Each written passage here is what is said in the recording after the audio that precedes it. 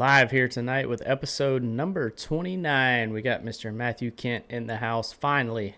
After several months of trying to get him in here, he's finally here. So stay tuned. We'll have Matthew Kent here on ARCS Behind the Driver for episode number 29. It's going to be a good one, so y'all stay tuned.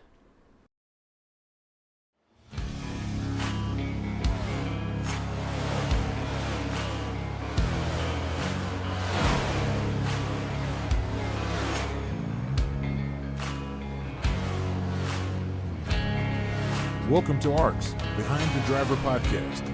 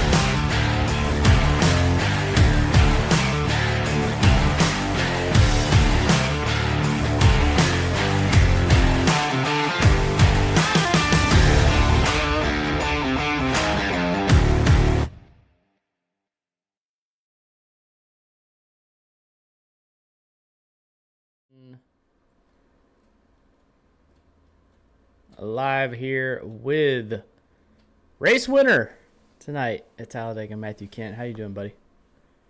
I'm doing really well. The win definitely keeps the ball rolling coming off of everything I've been doing. Yeah, for sure. So we've been trying to get you on here for a long time. Finally, the schedule aligned, and here you are. So glad to have you. Obviously I've talked to you a lot. Me and you have talked a lot, but a lot of people may know you from Sundays, but I will throw it over to you. Tell everybody who you are kind of a little bit about you and who you are.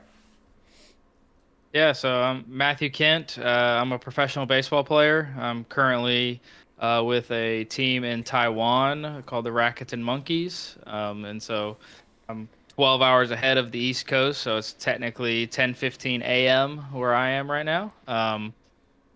Inside the sim world, I help Ryan and the admins on A Squared. I'm race control there, and then I participate when available based off my baseball schedule across the other series. Obviously, tonight we had Fast Friday at Talladega and snuck out a win over Belleville by a nose. So that's just a little bit about me. Came from Texas. Went to Texas A&M.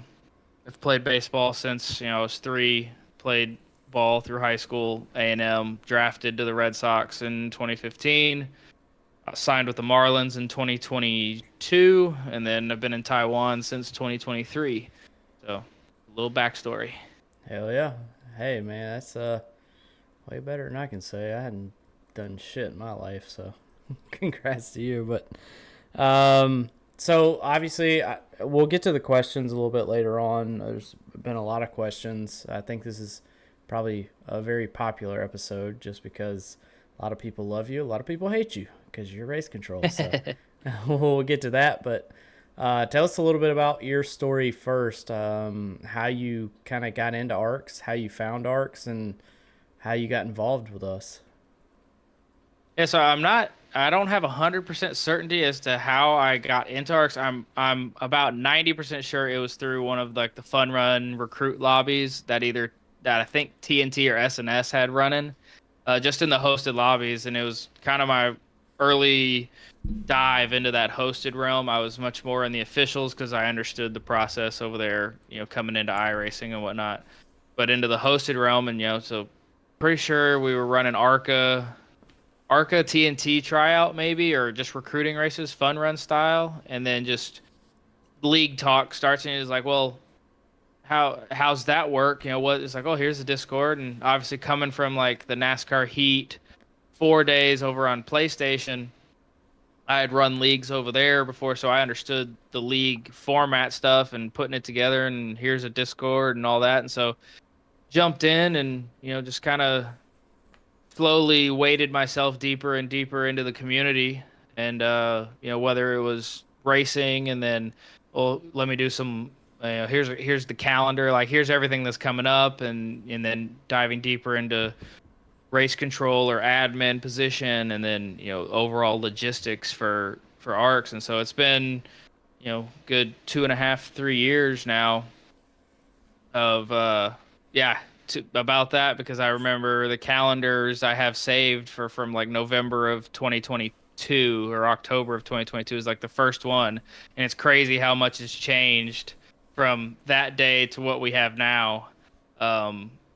Whether it's the colors or the series or the days of the week that we're running or the partnerships we have. So yeah, finding ARCs just out of randomness, really, and then just slowly walking myself through the community and making friends and having those conversations that sometimes make the chat seem like it's on fire, but it's also a cordial conversation. But that's all the fun of such the big community that we have.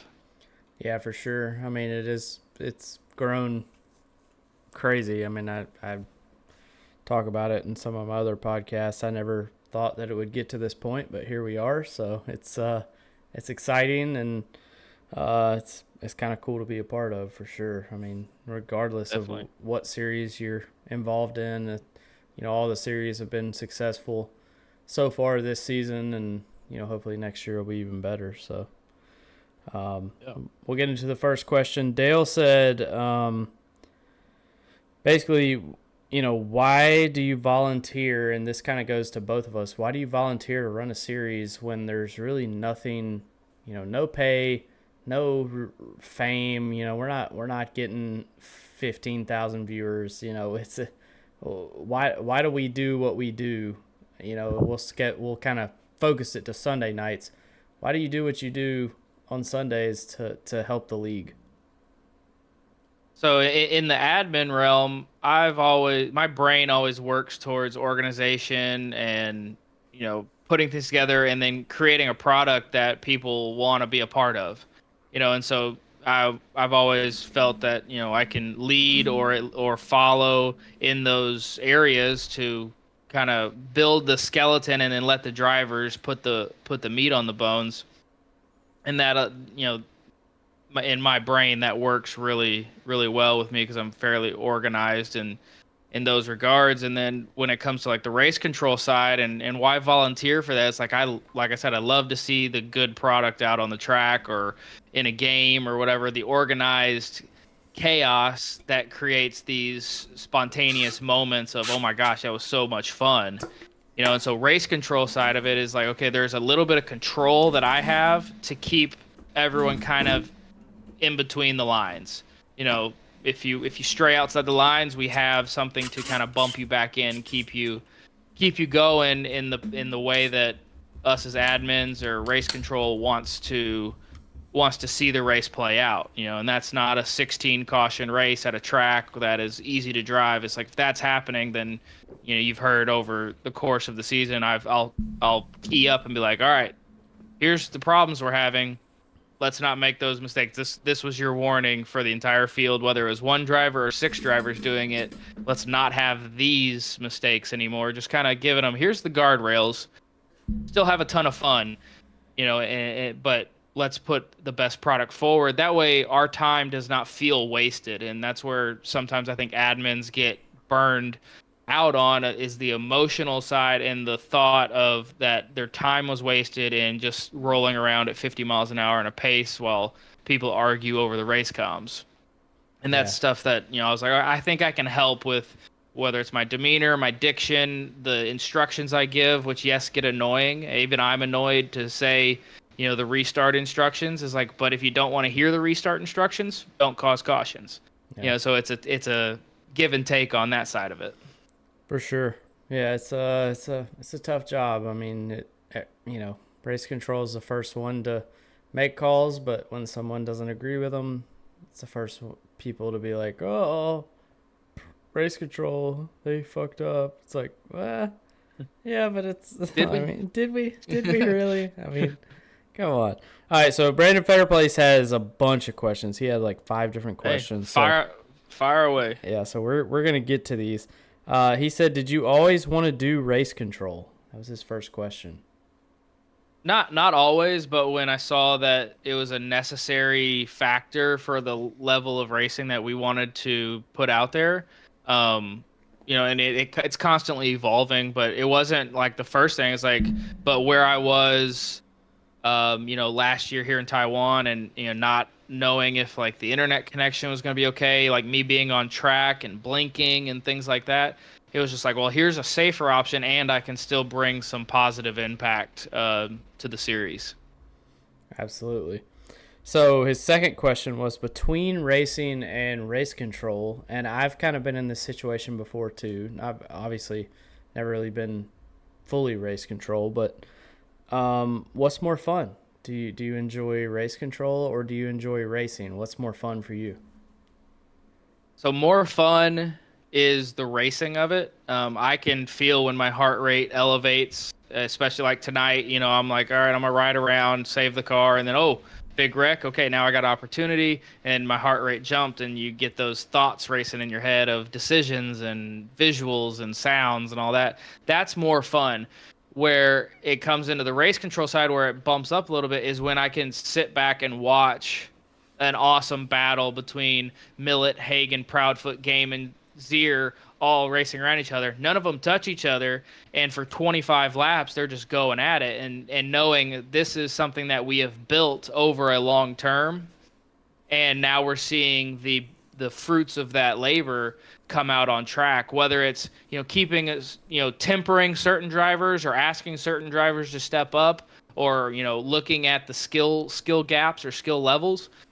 That gets real fun in the race control side because I just get to sit back and watch it and just be like, that is awesome to watch. I bet it's even more awesome to watch on broadcast. It's going to be awesome to go review later, to where the review process is us chuckling and laughing about, whoa, did we think that was going to be possible? That was awesome to watch. and when we go from there, and it keeps us out of that realm of are we wasting our time, and so that's where race control gets fun. Yeah, I agree. I mean, I've definitely been in a couple situations where I was not really race control, but just watching the race from above, and that does get exciting. I mean, obviously, I've been getting into broadcasting more this year and more next year or later this year with ARCS. I'll be the lead broadcaster for ARCS this year on ABN, so I'm excited for that. But I enjoy watching the races too. Like I do have that little itch in the back of my head, like, man, I wish I was out there. But broadcasting and race controls kind of like broadcasting, just a little more, involved with the drivers. Obviously, it is fun. Like, it's just, you get to just watch the race kind of, and you got to make calls just like when you're broadcasting. You got to make calls on what's happening, and it's fun. It really is. It's a blast. Oh yeah, definitely. All right, so Brandon's third question was, are you excited for your new race control endeavors? Obviously, I think a couple of leagues have heard that you're a race control connoisseur, so they're kind of trying to get you. And so what do you have planned? Maybe you can't say it, maybe you can, but what's Sunday night? What is that leading you to in some of the other nights? Yeah, so there's a few things out there that have, come onto the plate, or at least to, talk about and look at. I can't announce anything like that, but it shows that what we do here with A Squared is showing positive across other areas where our names are coming up and saying, well, this group has this guy or these admins, and this is how they do it, and man, like, it's a blast. It's well put together. It's run smooth. The arguments are limited and necessary. And so that it shows the positive impact we're beginning to have from what we've built over the last couple of years with A Squared. And so those opportunities, if they fit in, awesome. If they don't, I'm still in the ARCS community and well ingrained into that.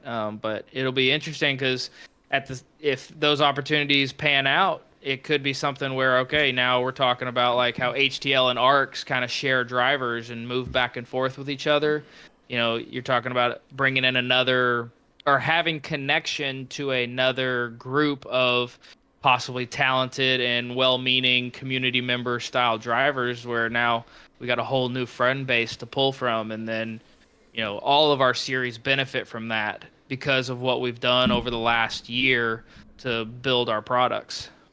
Yeah, for sure. I mean, that's what we're all looking for is, other leagues that we can kind of build off each other. I mean, we've done that with HTL. We've done that with ABN. We did that with, Grassroots or OG, when they were, I think they're still kind of doing a little bit, but yeah, I mean, the more people we can bring in, the better. I mean, that's how you get, I know that's how I get faster, is if I'm racing around faster people, it helps me. So, the more people we can bring in, the better. I mean, that helps everyone, I feel like, as long as they're not, assholes and, just complete dumbasses, which we had one of those tonight in the Xfinity race that was 2 laps down, trying to win the race. And statistically, you're going to have those. Yeah, statistically, there's going to be people like that. Yep. And, we thought, the first call out of the episode, we thought Hagen was going to be that way early in the season.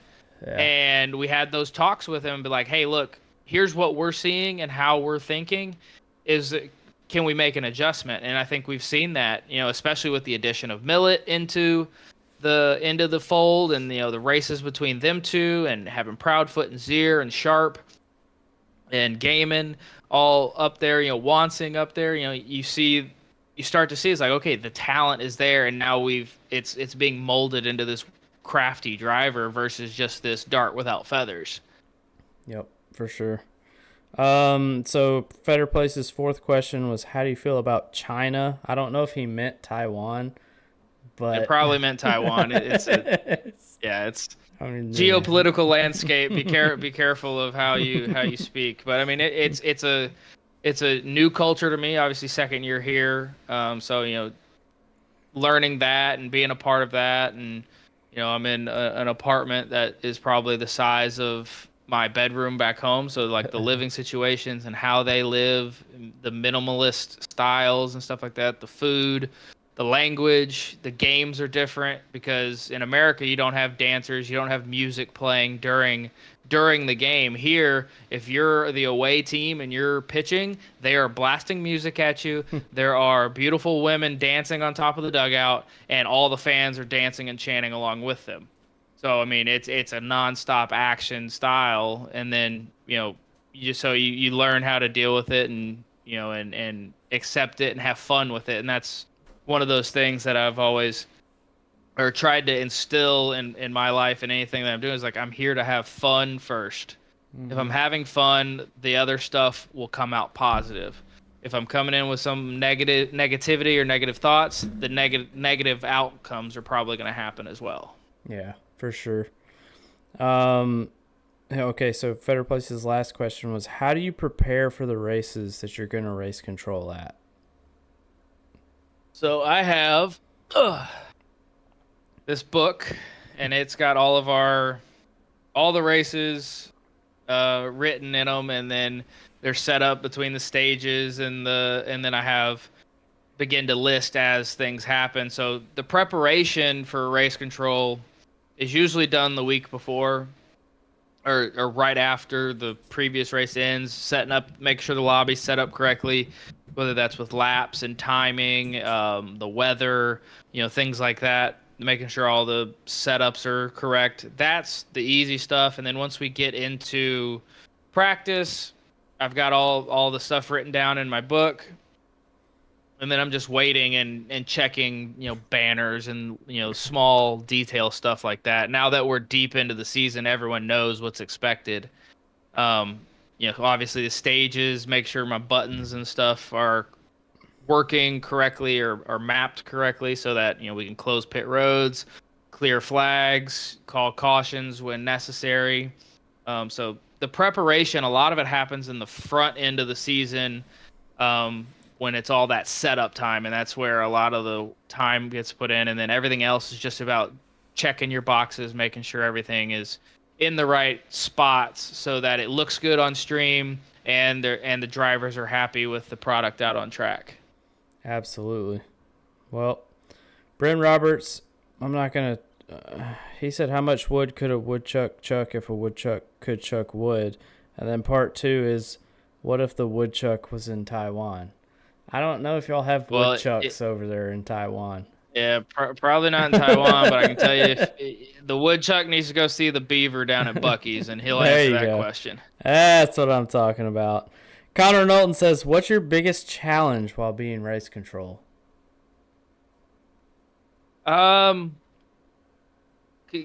Reining the drivers back in after something chaotic happens.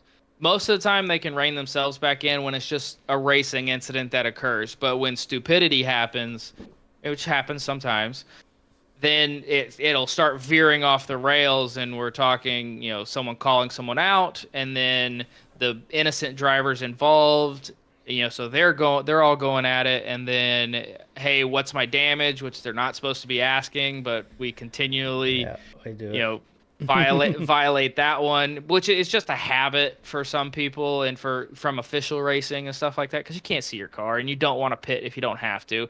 I understand that, but when it comes to like the race comp side of it and getting the chaos back under control, that's what gets the most under my skin, because we'll have warned and be like, hey, let's clear up the comms, and then 20 seconds later knucklehead comes back over comms to talk about something that doesn't need to be talked about when you're in your team chat and can talk about that there. Yeah. So it's more the just follow the directions. It's simple. Same for how do I get a black flag? It's like, well, you did something wrong. You can't argue with the computer. Mm-hmm. Like the computer is giving you the black flag, so you earned it somehow. Yeah. Now, whether you're telling us the truth as to how you earned it, that's that's up for review, but it's not getting cleared because there's only one way to get a black cleared, and everyone knows it, and you have to announce it. So, Yep. those are the two that are like, all right, really? Why? Why? Don't key up. You have Yeah. teammates for a reason. Just talk in your team chat. Don't come over comms. Just, I've talked to my team a lot of times and been very pissed off about certain things, but I try and stay away from bringing it over comms because It's just not worth it. it's not worth it. It's not worth the penalty. Jacket said that crybabies is your biggest challenge. I would have to agree with Jacket. Well, I mean, that's the in race crybabies is the whole why'd I get a black flag? Like, why are you racing me that way? The things is like, you are in control of your car. You probably made a choice that caused this outcome. Yeah. Now, whether you were the primary instigator or just involved, that's up for review, and that's why we have the process. The stuff after the race, when it becomes, it's like, well, we've kind of eliminated all the crybaby stuff because, yes, you can come to the hauler to request stuff, but we're not going to let you sit there and just bark at us for 15 minutes. It's like, what do you want us to review? Oh, it's written down. We're going to get to it. You'll see it in the penalty report. If you don't like the penalty report, use the appeals. Yeah. And the appeals are not voice chats anymore, so you can't come yell at us. You have to actually type it out. Now, if you have the energy to type out all those cuss words and things you want to say at us, more power to you. That's what what that thing is there for. Exactly. All right. So Austin Mongold, of course, he has this question, but do they have Dr. Pepper in Taiwan? I'm kind of curious too. No, I don't believe they do. At least I Oh. haven't found it. They have the two major brands are Pepsi and Coke here. So, Gotcha. and it's primarily Coke products only. Pepsi products will be in some of like the international chains, like a Burger King or something like that. But most of the time, it's Coke products. So Coke, Sprite. That's about only two sodas they really have over here. Everything else is like tea or milk. In like an assortment of things. It's a huge tea culture. Yeah, that kind of makes sense. They love their tea over there, and cold, hot stuff cold, inside hot, of it. Yeah. All kinds of teas over here, man. the whole assortment. So Dale said, "What would it take for race control to let me wreck Ross Baxter one time for free?" I would say $200 at least. Yeah, you'd have to come up with triple the primary sponsor for A Squared, and then we'll give you one opportunity. And if you fail at that opportunity, then you have to triple up the fee again. Yep. It's over. That's probably a no-go from the start on that one. Yeah. I know Ross and Dale are two of my good buddies.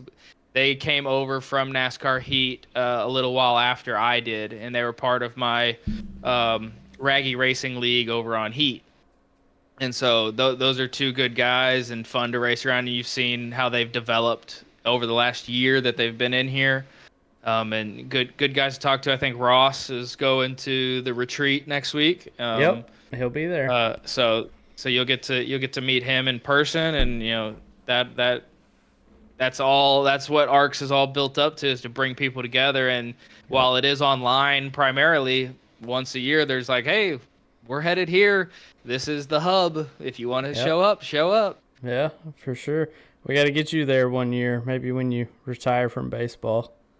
Yeah, it might be another decade if I'm good, but we'll see what happens. Hey, keep playing till you can't play anymore. Yes, sir. Kevin Gibney Jr., which is he's an HTL. He runs a 31. He said, "What would it take for him to obtain the 31 in ARCS?" And I think he had another side note. He said he would have loved to see you in a Sox uniform longer, and he said he hopes that flattery works. So I think he's trying to smooze you and dine. What is it? Kevin says in the office. Wine and dine. Wine and dine, and 69 you. Yeah, unfortunately, 31's the number I wore in college. Originally, I was gonna be 51, and then they said, "Here's 31, gain 20 pounds, you can have 51." And well, that's one of those just that's not gonna happen. So I've become very accustomed to 31. obviously Millet is the 31 in A squared, because obviously I don't have a number, but everywhere else I've claimed the 31. The way we do it in professional baseball is if you want a number, you better pay for a number. So there's funny stories all throughout the big leagues of guys getting called up with $1 million or signing with a team, and he's had a number for his entire career, and he shows up to that team and someone else has his number, and he just goes up to him and goes, "Hey, how much for the number?" And then there's a negotiation of 10 grand, 50 grand. I want a new ATV, things like that, and boom, here we go. So there's some options out. There's some options, but there you go, Gibney. Buy Kent an ATV, and you can have the 31. Yeah, so there's 31 is just the number I've come accustomed to. And now it's a race winner in Fast Friday, so it's kind of in the history books, and and 31 has some great paint schemes too, from like the old Robbie Gordon days and the Jeff Burton. And it fits well on a car, so it's fun to play with. But no, those are all fun conversations to have. But 31's the number. Hey, I feel you. That's 12. If somebody takes a 12 from me at ARCS, it's gonna be a cold day in hell before somebody takes a 12 from me. So I feel that for sure. Tommy Reynolds says, "How much do you hate to see the 7 car on track in A squared? And what's your favorite parts about Taiwan?" A little 2-part question. Well, the good thing is as of the 2024 season, we have not seen the 7 car on track, except for a sub once, and he got like 6 penalties.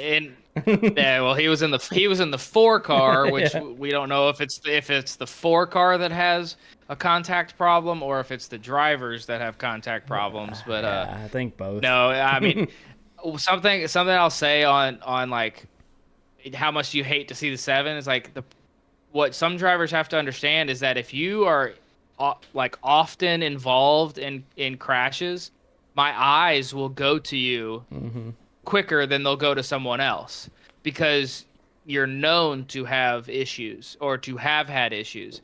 So whether it's Reynolds from the 23 season, Mongold, Sharp, like the ones that is like whether it's net code or just instability or something like that in the car, like my eyes will go there first. And so you've run up this track record of being that driver or that style of driver, whereas my eyes don't go to a Millet very often because I don't have to worry about him knocking down a wall or turning someone. Does it happen? Sure, sometimes, but it's not of repetitive nature. Yeah, for sure. No, I agree with that 100%. And Tommy Reynolds, fuck you, bitch. I mean, if you're listening, you fucking retired or whatever you are. Anyway, he's coming to the retreat too. So that'll be fun. He's got to claim his trophy for all of 2 seconds before it goes to whoever's getting it for this year. Yeah, Jeremy's had it for like 2 years and he shouldn't. So, Jeremy, shame on you, bud.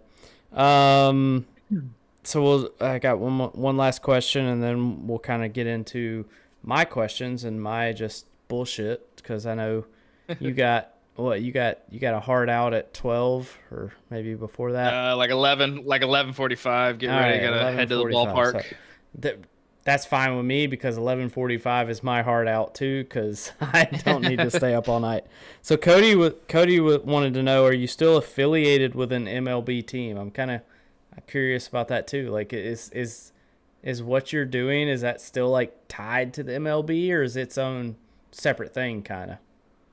It's its own separate thing. So each country that has professional baseball has their own systems. So like MLB has, the big league system, the big league teams and the farm systems underneath.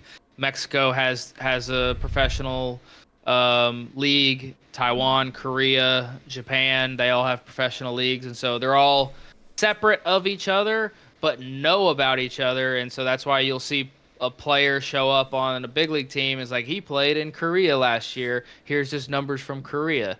That's just the free agency of the deal. But you see players from all over the world playing in all of the leagues. We've got, on my team specifically, we've got a guy from Mexico, a guy from Puerto Rico, or sorry, the Dominican, uh, me from Texas, another one from Wisconsin, so two from the U.S., and then there's multitude more across the league where they're from other countries around the world and playing as foreigners here. And so you'll see that throughout, but they're not quote unquote connected in the way you can just get called to that team. You can be Yeah. bought and or signed to another team in another league, but for all respects of the question, they're not directly connected. Got you. So I have a question. So what's the language barrier? Like how's that? Cuz obviously like I know, you said two US players, a couple from, Mexico, obviously probably some from Taiwan. What's that language barrier, and how do you get along with your teammates? Cuz I know like I've played sports, in high school, and obviously we were all from the United States, so we all spoke English. How do you communicate with your teammates when they don't speak the same language as you? Like that's got to be tough, right? Yeah, so when it comes to baseball, the language is kind of universal.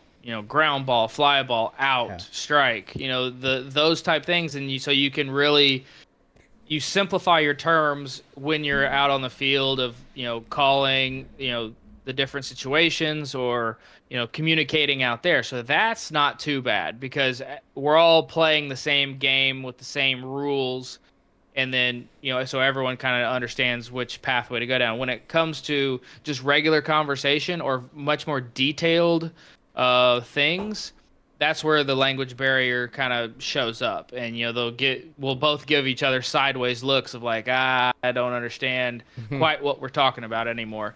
But luckily the teams have translators, so we're able to work through them. I've become accustomed to just putting my phone on the table into Google Translate and go into the just conversation mode, and we can sit and talk. Granted, it's slow Yeah. because like you got to look at the phone, read it, and then talk back into the phone.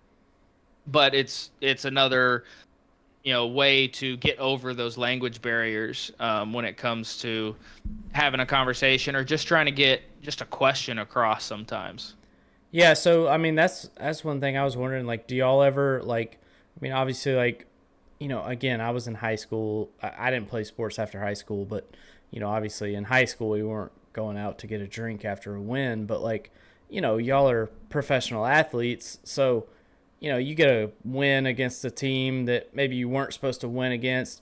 Do y'all go out and like have a beer, and like do y'all, I mean, what's that like? Like if you do, or maybe you don't, but if you do, like how do you like talk, I mean, I know you have Yeah, translators. Do they come with you to like these? I'm just sometimes. curious. I'm just curious. Yeah, the culture over here in Taiwan is a little less of the late night owls. So you like after a game stuff, not so much that versus before games. Most of the island shuts down around 10 o'clock. So whether it's businesses or restaurants, things like that. So you don't see much of that. But a lot of times the stuff outside of baseball is much more what the vibe or what the feel of the atmosphere is, whether it's music or drinks or food. Everyone's kind of in the same headspace, so it keeps everyone, and they learn English. It's broken for the most part, Yeah. but it's not it's much it's on a basic simplistic level. So if you keep it in that realm, then usually there's no issues. But you can tell when it's like, I need this detailed word because that's what's part of the conversation. That's where it kind of derails just a Yeah. hair, and you're trying to simplify it, and it's like, well, that's not getting the point across. So there are times where you're like, we got all right, need the translator or the phone or Yeah. whatever. But for the most part, it's you know the cordial, same mind. We know what situation we're in, whether it's at the field or away from the field. So we know what the conversation is directed towards, and then it's just about context clues. So what? So what are the? I guess my question is like, obviously you're kind of, you're an American in Taiwan. Is English kind of, is it like, I won't say frowned upon, but like, is English like known? Obviously it's broken and it's not great, but like, does everyone know like English to an extent where they can kind of communicate a little bit, or is it you that's more of like, I have to use their, like, do you know their language, being over there And for now 2 years almost? yeah, I know phrases. I Okay. can recognize phrases, and speaking it very, very limited. Um, Probably limited phrases. Their ability to speak English comes from their education. So really, the older the guy is or the individual is, the better their English usually will be, Gotcha. or the more access to the English language. Yeah. Um, but their primary language is Chinese or Mandarin. Yeah. Um, and then you have sprinklings. There's some Japanese here, there's some Vietnamese here, but that's much more on a minor scale.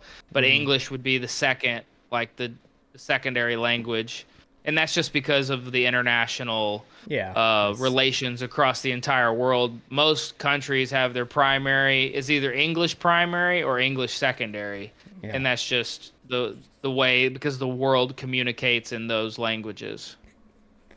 For sure. So obviously y'all travel. So what places do you get to go when you're playing and you get to travel, and how long are you in these places when you do travel?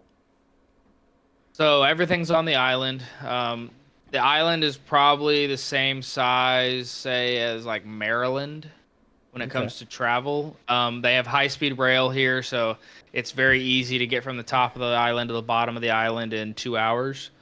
So that cuts travel down by a lot. You don't have to sit on the bus for 6 or 7 hours. Oh, But we have six teams. Two of them are in Taipei, which is the major city. My team's in Taoyuan, which is about 45 minutes south of that. And then we have the brothers are in Taichung, which is right in the middle of the island on the western side. And then you have the two teams in the south in Tainan and Kaohsiung. So those are the six spots we go to. Usually we're there for 2 to 3 days. Just depends on what your schedule says. And so with the off day every Monday, that lines everything up pretty good. But travel is not too bad. There can be some late nights sometimes with travel, but most of the time you're in and able to hit the sack before midnight. well, I gotta ask you because obviously you're 12 hours ahead of us. So, like on a Sunday, obviously when A squared, we fire up at 5, and then get the race started at 7. That's 5 a.m. and 7 a.m. your time. Yep. How does that work for you? Like, do you have something the night before, or do you have something the night of for you? Obviously, most of us go to bed, but you're up till 1 a.m. posting points, and everybody's like, "Whoa, what the fuck? Why is he posting points at 1 a.m.?" It's like that's 1 p.m. It's Yeah, lunchtime for him. Like, but what's your schedule look like? What on yeah. Sundays? Like that's wild. So my Sunday evening, y'all's Sunday morning would be I'd have a game at 5 o'clock. So game ends at 8. Done with that. They get back, and then usually there might be an F1 race on around 9 p.m. or Yep. 10 p.m. if they're over in Europe. So there's that because that's usually when the morning races happen for the East Coast. But then usually I try and catch, at least throughout this season, I'll go to bed, 10, 11, midnight, somewhere in that range, and then I'll have my alarm set for 4:45. And because we don't have like the subs going anymore, I don't have to like Yeah. hustle into Yeah. like get everything set or anything like that. So Yeah. that's helped a little bit over the last 7 weeks. But so I'd get up 4:45, make sure everything's set up, everything's running smooth, and that gives me 15 minutes to make sure we're good to go. And then once 5 hits, then I'm just hanging out. I'll watch videos and stuff like that, practice. get everything set up, and then once the race starts, that's 7 to 9 on the race review. We're done by 9:30, 10 o'clock at the latest, and then obviously I'm doing points, and then I'll sleep from midnight, or not midnight, noon to like 2 or 3 in the afternoon. Just catch that extra few hours I missed, and then roll right into my next day. Where it gets a little funky is when like this time of the year happens, is because we have college football, Yep. NASCAR, Formula One, NFL. It's all coming back, so it's a smorgasbord of, okay, well, what time do all my things that I want to watch go off? Yeah. It's like, 'Cause do I like want to watch College Game Day? That's that's 9 a.m. or 9 p.m. So Yeah. when's Texas A&M play? It's like, Yeah. oh, they play it at noon. It's like, well, that's midnight, so I'm gonna be midnight to 3. It's like, well, I'm not going to bed then because I got the Yeah. race kicks off. So Yeah, there are that's some wild. times where it's like, luckily we have every Monday off here. That's So good. unless there's a random makeup game that has to be placed there, Yeah. it usually be like, all right, awesome. I don't have to do anything that day. I have a 48-hour window to reset myself. Yeah, I mean, how are you adjusting to that? I mean, I know you've been over there for a while, but you just recently went back to Taiwan not too long ago, and because that was cool for me. Because look, I mean, I've talked to a lot of people on this podcast, and obviously, me and you are really close, and I want people to succeed no matter what they're doing. So the fact that you got to come back over and because I know you were back in the States for a little bit, and then you got to go back to Taiwan and do that. That's awesome. But how are you adjusting to? I mean, obviously that's a huge change coming from, you were in Taiwan, you went back to the States, and now you're back in Taiwan. Like, what's that adjustment like? I mean, I can't even imagine. Yeah, when it comes to the time adjustment, it's not too bad because the flights are like 13 and 10 hours each way, and then the time zones is 12 or 11 time zones. So you actually like flip your days, so it's not too bad. The jet lag doesn't hit you too hard when it comes to that. That if you're gonna travel and stay somewhere for a long time or for like a week, I would say find somewhere that's like just on the flip side of the clock from you, Yeah. because you can actually help yourself, adjust quicker that way versus like flying New York to LA, and then like, yeah, that time difference can screw with you by 3 hours, when you're doing that. When it comes to just like getting settled in and whatnot, a lot of it is just a day by day. Like, make sure I have the next day schedule or food or what I want to do. What is the plan for the next day? Not to look too far out Yeah. on things that I know have a malleable schedule. So things that are set in stone, yeah, you can nail those in and you'll see those when they get there. But when it comes day to day, it's just stay in the moment of where you're at. Whether it's a 7:30 a.m. race for me, and then get ready to go to the ballpark and do that routine, or if it's okay, sleep in, or food at this time, bus at this time, train at this time. Just making sure things are set Yeah.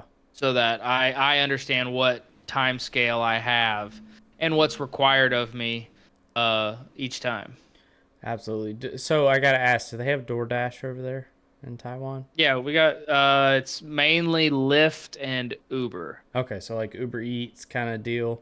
Yeah. So you can get Yep. some food They, delivered to yeah. you if you need to. Oh yeah, that's usually my method of Hell yeah. getting food. Hell yeah.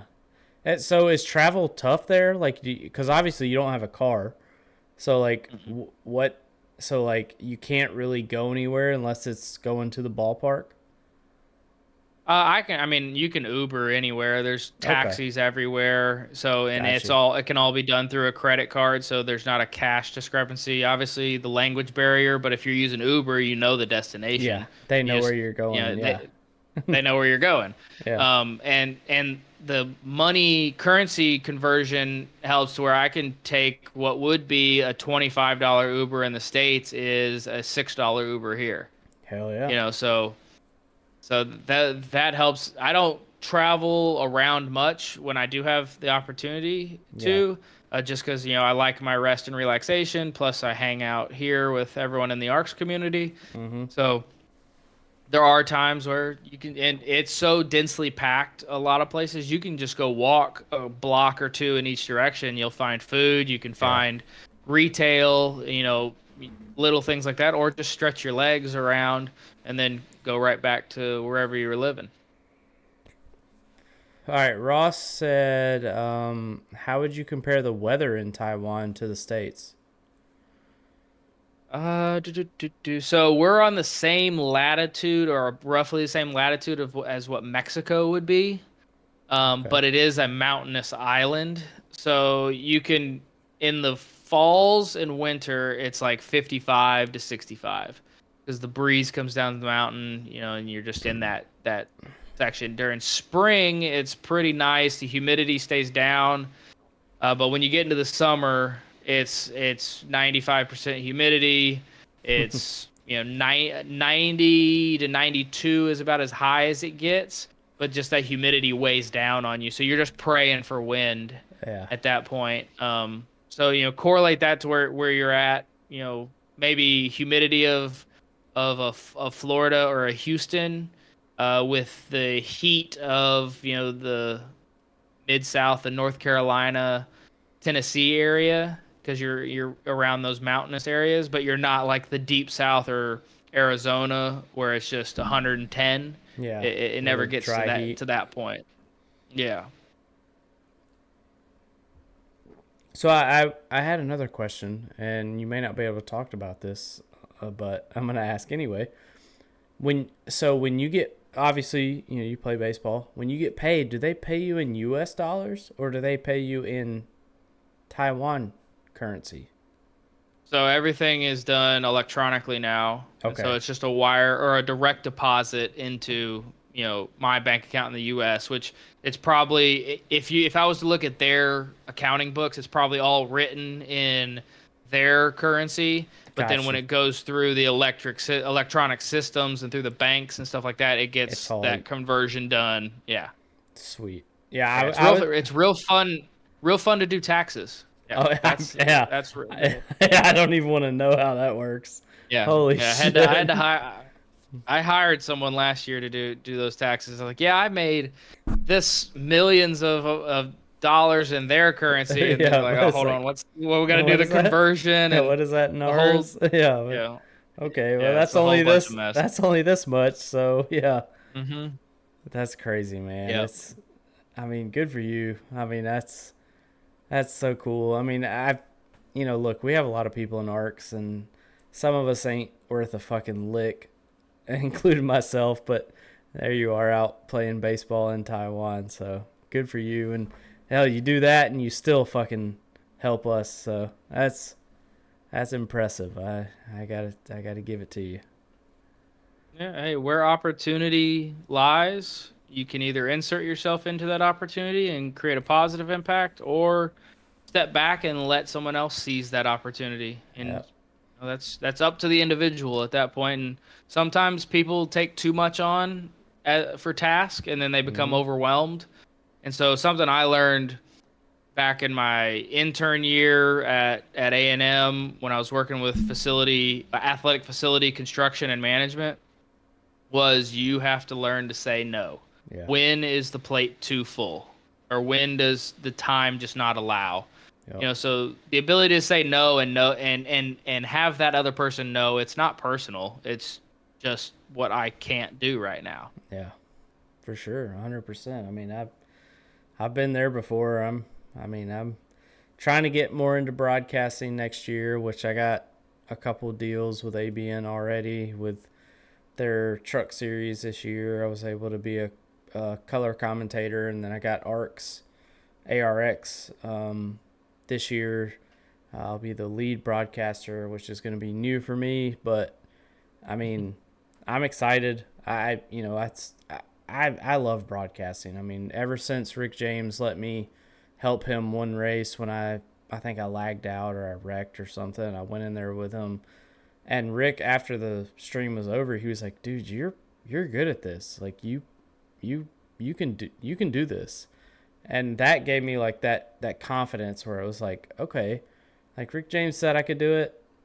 I feel like I could do it. And now I do it on Tuesdays, and I'll be, here in a couple weeks, be doing it Fridays, and hopefully next year I'll might have a spot on Sundays. We'll see what happens, but I'm excited. I mean, Yeah, I love broadcasting. That's probably the most fun that I have is when I broadcast races. yeah, we always go back and watch the obviously the A squared broadcast just to see how it was and things like that. And I always look for those small critiques of like, hey, well, can't hear our interviews. That probably need Yeah. to boost the volume on those, or Yep. or what kind of banter was going on. And one thing I've always noticed, at least that I like, and when I used to do those live to tape ones for OST, is like the energy level and the conversation level being continuous is a huge must, and even bigger is just bringing in things you're not seeing on the track, whether it's points or past transgressions, stories about where a driver is from or what their paint scheme is, things like that, and that keeps that flow to where you're not just, oh, they're going down to turn 3, another pass, Yeah. and into turn 4, another pass. Like Yeah. you have a streaming flow of consciousness, talking about the drivers or don't know, but about their point situation or what they did last week, or what their paint scheme is about. So that's where that broadcasting side gets fun. Is the more in depth you are with that group, the more you get to pull out from, to where you're not just talking about what you're seeing, but you're describing the whole situation of why are these 5 cars beating on each other right now. It's like, well, all 5 of those are within 1 point of each other in the points. Like that's Yeah. why. And Exactly. that brings up the intensity of the whole matter. Yeah, and that's what's something that is, I've kind of had a privilege of is when I broadcast. Obviously, I've ran. I mean, I have over 600 starts in ARCS. I've raced these cars, whether it's trucks, Xfinity, next gen, late models, stocks, street stocks. It doesn't matter. I've ran them, so I know what those drivers are dealing with out on the track, and I can kind of give that. Most broadcasters, no offense, but a lot of broadcasters, they don't race. Rick James is a Yep. perfect example. Like, I love Rick James to death, but he doesn't race. He is a broadcaster. And when you have someone who can broadcast but has also experienced what those drivers are experiencing on track, it helps a lot. It really does. And even like when I broadcast with Eli on Tuesdays, Eli has run a lot of races. He knows what he's doing, but he ain't got nothing on me as far as starts. So like I know what those drivers are feeling. I've ran 4 seasons of trucks, with SNS and high octane.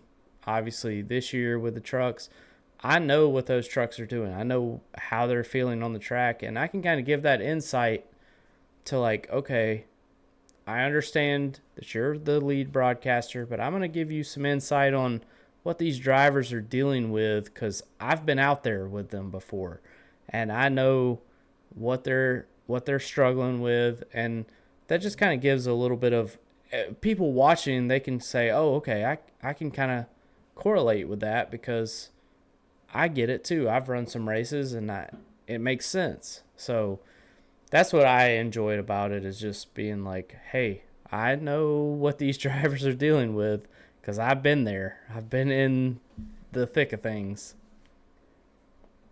Yep. How's the chat rolling? Ross said, do you have any plans on coming back to the States? What's your plans there? Yeah. Once the season's over, we're either win the championship or out of the playoffs. Then I'll pop a flight back over. I'll be back in Texas, and so that's Probably this season, somewhere in the middle of October would be my guess. Um, just depends on how the rest of the season plays out. But yeah, I'll be back in Texas and off into the free agency pool again and see what opportunities present themselves. So we'll see what comes. But yeah, I'll be back in the States probably sometime in October. So what do you see? Do you have like an agent, or like what do you Mhm. have? You got an agent? Okay. So what are you Yep. looking for? Like, are you just like, if you just looking for whatever opportunity comes your way? Like, obviously you've Yeah. been in Taiwan for what? This is your second season. So Mhm. are they kind of like your first go to, or like what? How's that work? No, I wouldn't say first go to at the stage I am in my career and the level of my play. It is it's opportunity based. Okay. So whether that's in the state, if you're in the states, that's the highest reward, Yeah. but also the least guarantee. Yep. Because they So could you can cut you sign at with an any American team. time. Yeah. Yeah, and the money's not guaranteed that you Yeah. you signed on for. Whereas Mexico, Taiwan, Korea, Japan, there's more of a guarantee in those contracts because they want to commit to you, and they want to know that you're going to come over and commit at least this amount of time Yeah. to being away from your home. Mm-hmm. So during the off season, it's all about opportunity. What have I earned in opportunity, and what is available in opportunity, and where those overlap. Whether it's with the team I'm with currently or a different team from around the world. So would you? So obviously, like I don't know a whole lot about baseball. I watch the Braves every now and then because that's my team. But if let's say the off season comes around and I don't know the rankings. I know like it's major league, and then like you got triple A, double A, whatever. If you had that opportunity to play for a U.S. team, but it was in the minors, would you prefer that over Taiwan, or is Taiwan like, because you said they kind of have that commitment? Does that is that more of a benefit to you than like if some team in the U.S. was like, hey, you can come play for our whatever, like the Gwinnett Braves, or whatever, like Right. what's that look like for you? Yeah. At that moment, when it comes to that decision, if I had those two offers on the table, the offer from the states would have to be at least a big league spring training invite, because Yeah. that means if I can make that roster, that's $700,000 a year, Yeah. and a boost in all this other notoriety stuff, you know, and then you have they have the option to keep me in AAA, in which case the monthly would have to be somewhere near what the monthly salary is, like say in Taiwan. So Yeah. that's where a financial concern comes in, but also possibly, is this my last opportunity to see the big leagues, Yeah. in the States? Yeah.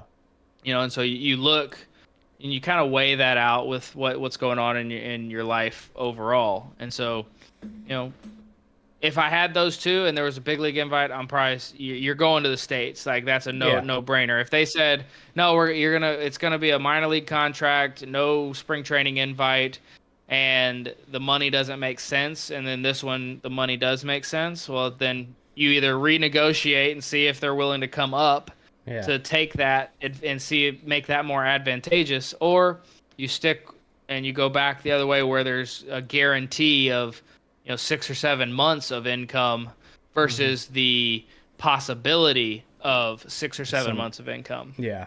Yeah, that's tough because I know, obviously, like I just have a normal ass job. I get paid every 2 weeks. Doesn't I'm not getting called up. I'm not getting called up to the fucking big leagues. I work at a fucking machine shop, so But that's interesting because it's like, it's like, if I was in your spot, like I don't like, what do you do? You know, like that is a tough decision, and I'm sure that's why you obviously, you know, you have an agent. I'm sure you have somebody, you know, financially helping you as well. Like, okay, what do we do? Like, what's the best option here? Because I'm sure you've had some opportunities in the States, but it's like, but does that make sense? You know, like financially or for me, for my family, like, yeah, it might be a good opportunity, but 2 weeks they could cut me or they could release me, and then I'm kind of screwed. So it's like, Yeah. what do what do you do? So that's a tough spot to be in. It really is. Yeah. In the athletic realm, everything you do, every choice, every decision, every action you take is, judged or has consequences, positive or negatively. And so you have to, because at any moment you can say the wrong thing or do the wrong thing that rubs the wrong person the wrong way, that has decision making power, and you're SOL, because this one person is able to dictate the future. Yep. Because they control the money, or they control the contracts, or they control the playing time. And then you're out the door, and now you got to go into the real world, which, when that time comes, I'll gladly go into the real world, but I'm not going to step into it voluntarily. Yeah. That's for sure. You're going to have to kick me out and lock the door as fast as possible, because I'm going to kick the door back down if possible. So that's my mentality of, this is a competitive business, but it is a business. Yep. And if you're not bringing the entertainment value or the results value, like, you're setting yourself up. Or if your attitude or your actions, your comments, how you treat your teammates, how you treat the fans, the coaches, all of that weighs in on a decision, and you just hope you're on the right side of the decision. I had a buddy of mine in high school, and I'm sure, I mean, there's so many baseball players, you probably don't know him, but Taylor Hicks was his name. He was a pitcher. I think he got drafted by maybe the Yankees in minor leagues, but I remember talking to him, and he was like, yeah, I played like one season, and then they basically released me. And so I think he's now, I don't even know what he does, but he doesn't play baseball anymore. And it's like, I can't believe, like, he was so good in high school, and he had that opportunity, he was there, and then it just kind of disappeared. Like, how many people does that happen to? Like, yeah, I'm sure it's hundreds. So many. Yeah, like, I mean, it's try hundreds of thousands. Yeah, I mean, you look, there's a chart that got published not too long ago, and it was like and they put it in a commercial for the NCAA and like the job market stuff. Like, not everyone goes pro in their respective, but everyone in the real world is a pro. They're a pro at whatever job, machine mechanic or drywaller or doctor or lawyer. Yeah, those are professions or professionals. But you looked at the athletic side of it, and they took the baseball side of it, and it was like, of high school varsity players, it was like 15% go to college. And of those 15%, only like 1% are in Division I spots. Yeah. And then of the Division I players, only like 0.5 or like, of the Division I's, it's like another maybe like 10% get drafted. Of that 10%, you have a 0.05 chance of making the big leagues. That's crazy. So when you look, the numbers just kept getting smaller and smaller. So from a high school senior that wants to be, I'm gonna be in the big leagues, 0.05 chance. That's wild. And you had at one time, you had better chance of being an astronaut than you did an MLB baseball player, because there is a limited number of spots on each roster. Well, that's the same way, like, even if you look at like college football, like, you got, you think about it, you got 134 teams in the FBS. Every team has, let's say, 50 players on their roster, and that's low. The pool gets smaller and smaller. Yeah. And then you go to 32 NFL teams who all have veteran players, And the MLB is the same way. I mean, you only have a certain amount of teams, and those players on those teams, it's not like they retire after 2 years. They're playing for 10, 10 years if they're lucky. And so you have all these rookies coming in, and it's like, okay, where do I go? And it's like, well, we don't have a spot for you. Sorry, unless they're just you have to earn it. It is a merit, but athletics and the way the world should work, and it's the easiest way, it's the hardest way as well. Is it's merit based. Yeah, you get what you earn. Mm-hmm. If you don't do the work, you don't get the rewards, and that goes for athletics, that goes for the real job world, that goes for education, that goes for home life. If you want something, you got to work for it, and it will, if you do the work correctly, it will positively return some reward to you. Now, is it always fair? No. Yeah. But you can look yourself in the mirror, and something when I coach kids when I'm back home is like, you have to be able to look yourself in the mirror every night and say, did I put my best foot forward in these areas that I was working at? If you can't positively say yes immediately, you need to go back through your day and find where you lost ground on that, to where you can't do that while you're looking in the mirror. For sure, 100%. I mean, I do that at my job. I mean, yeah, I don't play professional baseball, but when I go to work, I give it everything I got, just like you do. I mean, yeah, I'm not throwing baseballs, but I'm doing my job, and I'm doing it 100%, 110% sometimes, giving it everything I got. You're earning your livelihood, which comes out as a paycheck, which then earns you more things in your personal life to create leisure and luxury, which are the benefits reaped from the hard work. Yeah, the hard work sucks sometimes, but sometimes it's fun. Hopefully more fun than not. Yeah. And you just keep the cycle, you keep reaping the benefits, and then all of a sudden you look back and you're like, this was a lot of fun, and I'm in a great place. I've seen some of your Facebook posts, and they're so positive. I get inspiration off of those, because I'm like, man, he's out here, he's in another country, and he's just positive. And I'm like, I wake up some mornings, I'm like, God damn it, I don't want to go to work. And I'll see your posts, and I'm like, damn, he's out there in another fucking country, 12 hours. He's in the future, 12 hours in the future.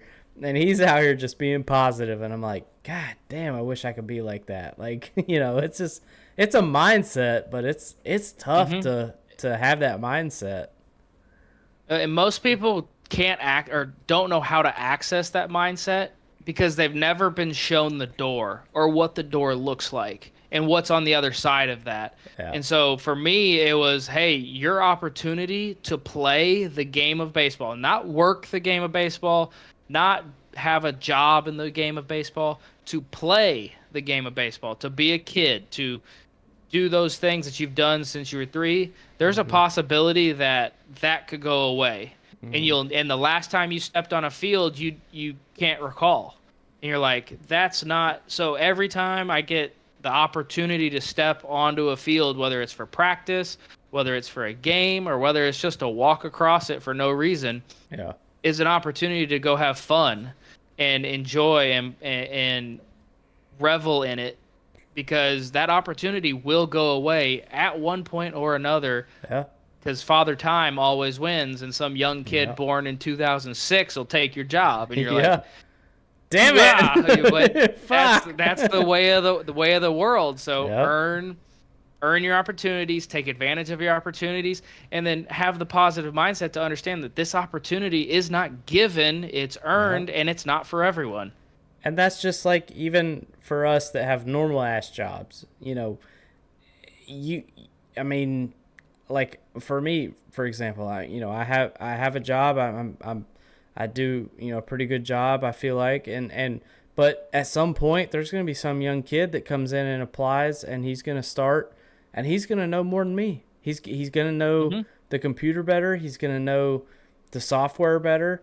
And I just have to accept that. It is what it is. I'm not gonna be, I'm not gonna be butthurt about it. Like, I understand. Like, I grew up in the generation where it was like right in between.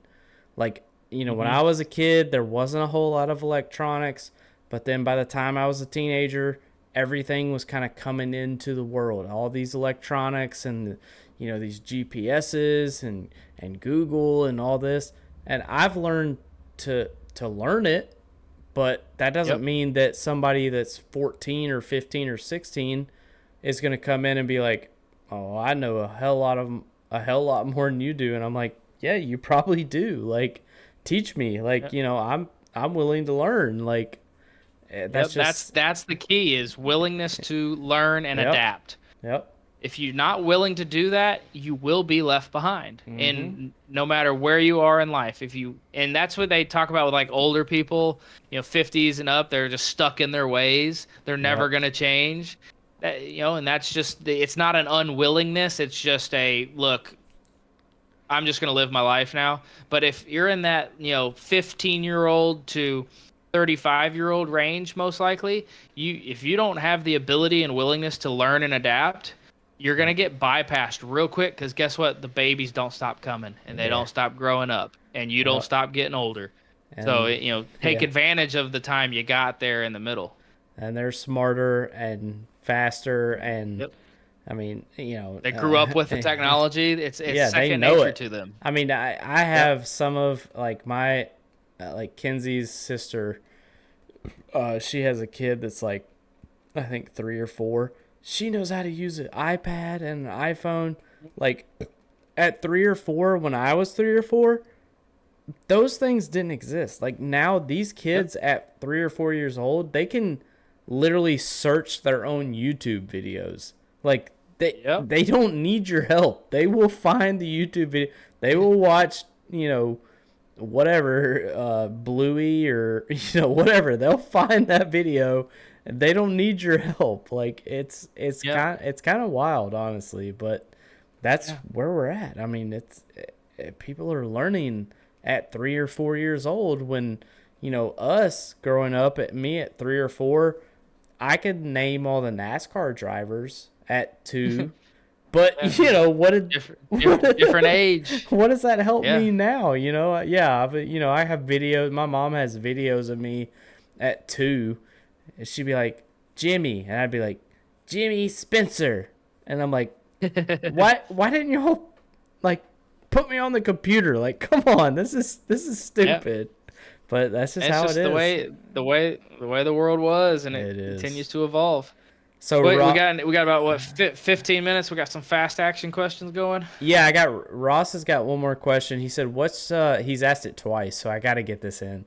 He said, what's one of your favorite moments as race control?" Ooh, I know that's a tough one. yeah, because because you have the positive ones and you have the memorable negative ones too. Tommy Reynolds, Where you're like, Chicago Street Course. Yeah, that one. But see that one's easy. That one was easy because it was blatant. Yeah, It was a blatant yeah. move, so it made the decision easy. It's the ones where there's some question involved, and you have to have that uncomfortable conversation Yeah. with someone. The good ones, you have, like the Michigan race we just had was awesome to watch because I'm like I'm not worried about these guys killing each other. I'm just watching this crazy chase down, this awesome battle between 3 drivers, the points on the line. So when those are some good memories. We've had really good racing the last couple months across every series. When it comes like the negative ones, like this year you had like the Patrick Allen eligibility withdrawal after the Dover incident. And then that whole tirade, he decided to come in, and we just sat there and was like, "You're not gonna talk to us, like we're not gonna match your energy here." Yeah. So here you're not helping yourself on your appeal. Which one? The whole Aiden Norman thing that created the Yeah. windfall that was the new rule book and everything. with that Daytona-ish incident, and that one I can remember vividly because we had people all over the place with the opinions and ideas of what pathway do we go down? Is how egregious is this penalty, or was the incident Yeah. versus how stringent of a penalty? And some people were all the way of kick him out for race manipulation, Yeah. and then others were like, well, we don't have a hard fast rule book that lays out what the penalty should be, so now we have to make it up on the spot, which only creates more ire. And then when Yeah. we give out the penalty, it doesn't take away from, like, the penalty was like, it doesn't take away from, but it does limit. And then it's like, so it was a huge pendulum of things going on, and ultimately, what happened. But I think we had to go through that to get to where we are today, with the way the rules are and the way the product is on track, and the understanding from the drivers of what is expected, when you're out there on track with your fellow competitors. For sure. Ross has one more question. He said, what's one of the MLB teams you like to play for that you have not played for? What's one that you wanted to play for? Well, I haven't played for any of them. Okay. But affiliates. I played with Boston and Miami, and they were good. So how does Boston have a Miami affiliate? They don't. No. I've played for Boston organization and Miami organization. Got you. Yeah. But when it comes to like who I want to play for, ultimately it's the opportunity to play for any of them. Yeah. If you were like, all right, let's take into account, take out all the would it work and who do you dream job, it'd probably be the Rangers. Yeah. Just in Texas, people can get to come watch. My family has not got to watch me play baseball live. Shoot, 5 years now almost, I think. Since Texas A&M, 4 or 5 probably? years. No, they came to some of, like, on a regular basis, yes, Texas A&M. They got to come and watch me play some of my professional seasons for like a week at a time. Gotcha. So it got real small. Granted, technology is awesome. They can watch me play through video, but it's not, like having them there in person. So the Rangers would probably be the answer to that if you took all the other variables and factors out of it. I would never want to go play for Toronto or any of the California teams because Canada and taxes. So, those are some of those variables that get thrown in, but ultimately opportunity is the number one thing. Yeah, for sure. I mean, if even if you had to go to Canada or go to California, if they're like, hey, yeah, we got a spot for you and we're gonna put you in the rotation here, like, you can't be like, I don't like the taxes. They're gonna be like, fuck you. Well, at that point, at $700,000, you'll take you'll take taxes. Yeah, exactly. Like I'll get me a shipping container to live in over there. Like, no, I will limit. Yeah, exactly. No, that's cool, man. I mean, it's just the fact that you have that opportunity. I mean, I know obviously we're all getting older, me included. But when you're a professional athlete, the age, especially, like, everybody's watched the NFL. People play in the NFL for 2 years and then they retire. Like, it's a young man's sport. Whether it's football, basketball, baseball, hockey, it's you get a couple years, and after that, it's like, here comes the next wave. Yeah, exactly. It's like, okay, football. It's like, okay, now you can join the XFL because you can't. You're not that age that we want you in the NFL. So now you can play, the XFL. And dude, if even in real life, like, you have new young people come in and they're chopping at your job and but it's nothing. I feel like and again, I'm not a part of it, so I can't speak for it, but I feel like athletes, it's like, holy shit. I feel like it's like times 12 from what, normal people live with, where it's just like, oh, this new guy came in and he's kind of smart. He's younger. He knows more. But in sports, like especially, professional, it's like you have new people coming in every year because there's thousands of colleges, obviously a lot of Division One. You got 100. Well, I don't know about in baseball, but I know in football you have 134, Division One teams. But out of those 134 teams just in football, you have hundreds of players that are trying to get into the next level. And then, the NFL, and even the MLB, like, there's not enough spots for all those people coming every single year. So it's got, that's got to be a damn dog race to just try and stay relevant almost. Yeah, you have your team, but you understand that your buddies and your friends, but at the same token, you're trying to do better than them. Yep. At every step of the way, because that means it's more for your pocketbook and more opportunities for you. Mm-hmm. That's the downfall of professional sports, is it's very inward and it has to satisfy you first and then team second. Yep. Whereas like a college or high school, it is very flipped in that is like team first, individual second. If the team is successful, the individual will be successful later on. When you get to professional, it kind of flips on itself. Yeah. So Ross says, how much longer you think you can play baseball? So, yeah. As long as I'm healthy, the way I play and the way I pitch, my career can be extended, 5, 6, 7 more years. Because I'm not a max effort. I'm not abusing my body. I've never and rarely had ailments, throughout seasons. So that track record and then just the routines I've set and the things I do, probably I could do it 5 or 6 more years. Will the opportunity allow? Well, yet to be seen. A lot of work to be put in. Yep.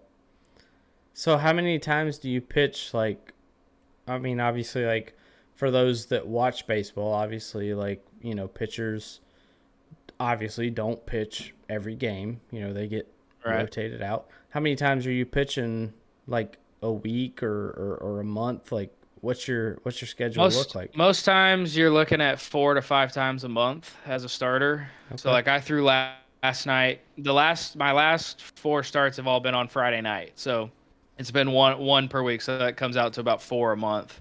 Sometimes it could get to 5 a month where you're pitching maybe like every 5th or 6th day. It just depends on what your team is needing or has to do. But you get into the routine. So right now I'm every Friday. I'll find out when I pitch again when I go to the ballpark here in a little bit. If they know already, which probably will be Friday. The way I'm throwing the ball right now, there's no sense to move me. So, but yeah, it's about once a week right now over here in Taiwan, at least. Got you.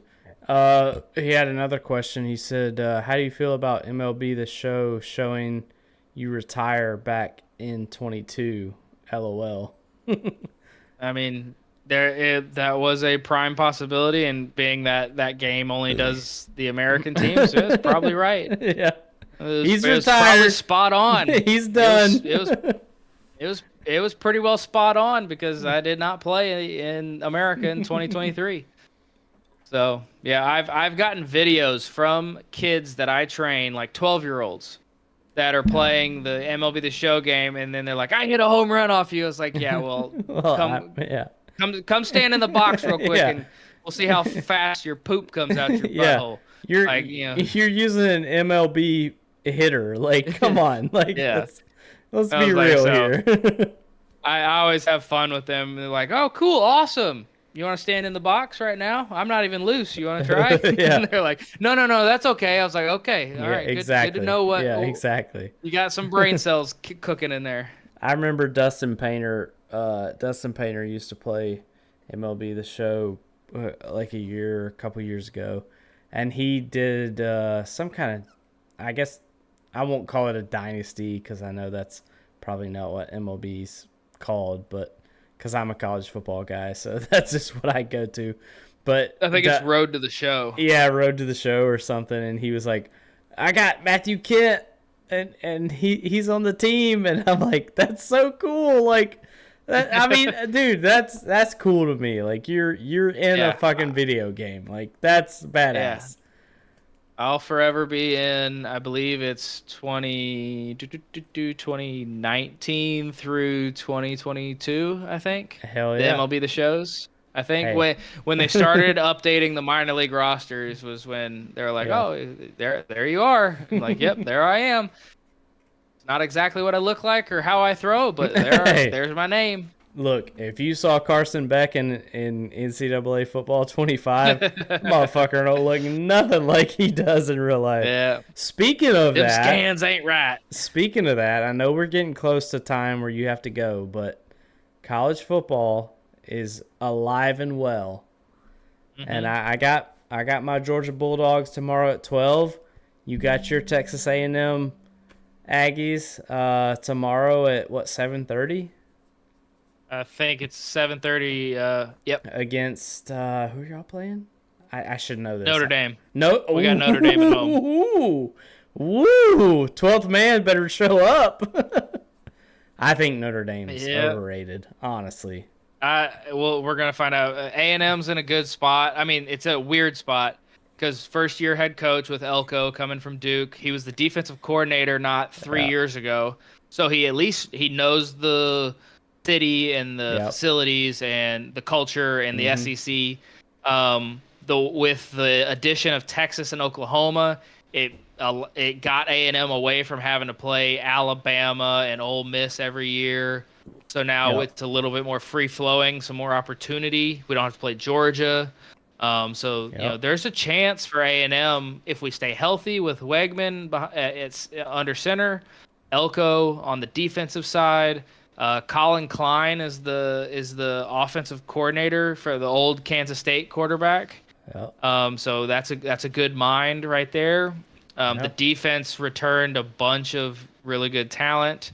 And then we've obviously a top 10 recruiting class, I think, when they all said and done. So it's going to be interesting, and obviously 110,000 at night at Kyle Field. Oh yeah. There's a reason that NCAA game has Kyle Field ranked number 1 in the original stadium toughest places to play. Because you can't hear yourself think, and the stadium is kind of moving around you as everyone's moving, and you're just like, I feel dizzy. I don't know where I'm at right now. I'm confused. Yeah, that is. It's a tough place to play for sure. Yep. I'm excited. SEC's for wide that game. open right now. Yeah, It I think is. Georgia obviously at top, but at second down, and Georgia still has to go through the meat grinder. Yeah. We got Alabama. Just like everyone else. We got Alabama. We got Ole Miss. We got Tennessee. I mean, even Florida. Florida's, I think, going to be tough this year. Y'all got to get past Clemson. Got to get past Clemson this week. You never know. Clemson is tough. I mean, they're one of those teams that's always competitive.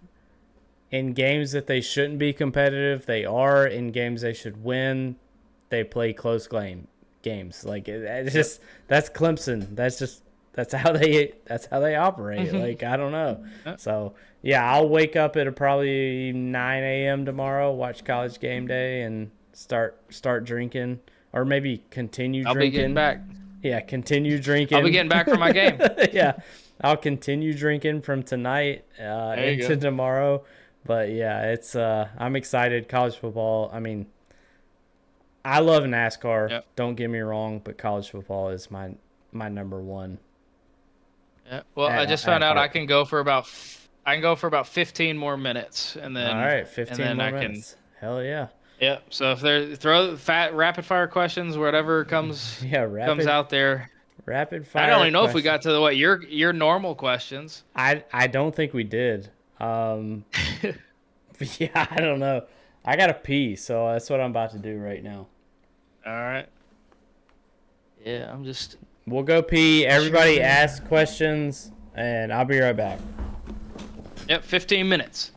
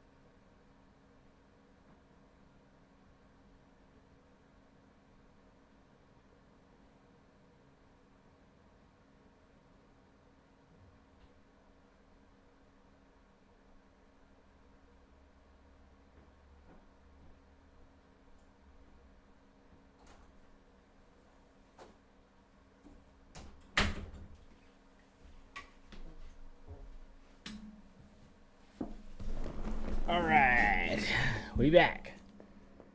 We got We 15 back. more minutes, and let's see. What did Ross say? Go West Virginia, beat Penn State, bro. You got a better chance to. I You got a don't better. know. They're riled up. They had Pat McAfee there this morning That's or true. this afternoon. That's true. He also said favorite pitch and location. I don't think he can say that here on the podcast. I mean, I have a multitude of pitches, but the one I got going right now is my changeup down and away on both sides of the plate. So that's kind of my bread and butter is entice you with a pitch you want to swing at and want to hit, but it doesn't quite get there on the time you want to get it there. Hell yeah. That's what I'm talking Yeah. about. All right. Damn, I don't even know if I have any questions anymore because I went through everybody else's questions. Um, so let's ask this question. What's one of your most, obviously you won tonight, so that's probably on the top of your list, but what's one of your most memorable ARCS races, and what's one of your kind of least, I won't say least memorable, but like what's a race that really frustrated you? Um, so I mean, obviously you got the win tonight, which you know was more of a just crime of opportunity. I Yeah. found myself in the right position to be and made the right move. Um, some of the favorite ones, the Gen 4 at Talladega last season, or maybe 2 seasons ago, and I had the lead, and I was in the Dale Jr. All Star car, had the lead with about 100 yards to go, and I ended up sixth and 20 feet off the ground, flying upside down. So that one was just fun because there was a lot of fun conversation off of that one. You know, there was no malintent or anything like that, just good hard racing. The I won that Mazda Monday at Dover, which is like a super speedway for those cars. Yeah. You know, little side draft and got him on the high side, and so that was a fun one. And then my first ARCS win was the ARCS Extreme Charlotte Street Stocks, and I had a pass through the grass, which was actually a pass through the turf, to win that one. So those are some fun ones. Some ones that frustrated. There was a string of about 3 weeks where Reynolds decided to tattoo himself on my back bumper, and we had those run-ins. I think those were in OST and ARCS Extreme races, where I was just running for fun, and then all of a sudden I was backwards, and I was like, Oh, there goes the seven. There goes the 7 car again. Um, so I haven't got the opportunity to do any like A squared, and have those memories, but those are kind of the ones that pop up in my head. Absolutely, yeah. Those are Tommy Reynolds is yeah, he'll do that to you. That I damn hope we 7 see car. him in 25 in some bigger capacity because I want to see what he does against Millet and against Hagen and Yeah. Proudfoot and Fetter Place, where those guys I think have stepped up in a long way. Yeah, I mean, Ace Sunday night is wild. Uh, as Uh, far as competitiveness, I mean, I didn't even make the playoffs, and I was there every week. I mean, I never, I think I used maybe 1, 2 subs, and I wasn't even close. Well, I mean, I was close, but I wasn't close to you're making the close, yeah. playoffs. Yeah, like it's wild, and I mean, it worked out because even if I made the playoffs, I would have been kind of screwed because I missed 2 weeks. But the competitiveness of Sunday nights, and I think you could ask any driver. Like I even talked to Bryn. He's he won the last 2 races, Hmm. and I talked to him, a couple weeks ago, and it's like the competitiveness of this field. He was like, "Yeah, I've never seen this before. Like this is insane. Fun. Like It's fun. everybody is so good." And yeah, you have your people that cause problems every week, which every league has that. It's Yep. just it is what it is. Like you're gonna have those people that are aggressive, that cause problems, and then you're gonna have those people that don't cause any problems at all, but they're gonna complain about the people that cause problems. Like Yeah. it That's is. where my hope in the off season, we can kind of like we're gonna have some scouting races and recruiting races Mhm. where we can bring in some of that newer talent because with talent going out, you have to bring talent in a little bit, Yep. and just make sure it's the right stuff. But at that same token, when the product keeps getting better, drivers that are problem causers get themselves weeded out, um, just through our draft, for one, but also they lose the desire to show up and try when why are you wrecking for 25th? Yeah. Like that should never happen. You should not Yeah. wreck for 20th. You shouldn't wreck for 15th. Like top 10, okay. We're going for it. You're probably within 3 seconds of the leader. You're probably going after it. Yeah. You're in the back, race the position you're in, but do it smartly because ultimately everything gets judged equally, no matter whether you wreck for 5th or 25th. Mm-hmm. And just be okay with finishing where you finish that day. And because there are going to be some days where 5th is all you got, and there's other days where 25th is all you got, Yep. and not allowing yourself to,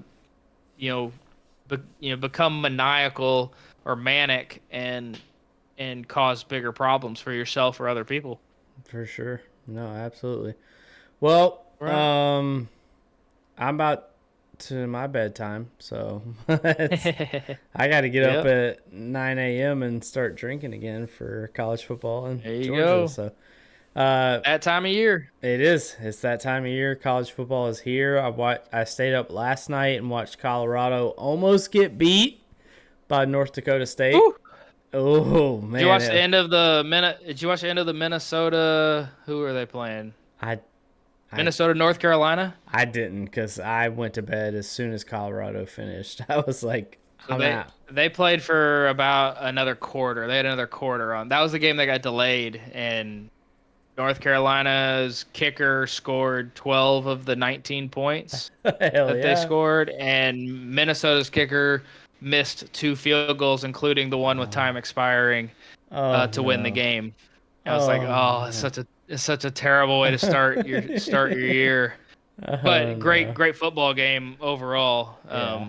So the season is here, and Mhm. every game has the opportunity to be the best one, and also you have the opportunity now to have a mistake and still make the playoffs because Yeah. Top 12. the new 12 team. Yeah. So you I can screw up once, don't screw up twice. yeah. I feel like Georgia's in a pretty good spot. I think they could probably screw up twice and still make it into the playoffs. But Yeah, with the strength of schedule everyone in the SEC has, yeah. I yeah, mean, there's no freebies unless you're playing Vanderbilt, and even then you still got to show up. yeah, even Vanderbilt has a chance. You never know. So yeah, college football's back. I'm excited. I think everybody's excited. I'll be watching Georgia tomorrow at noon.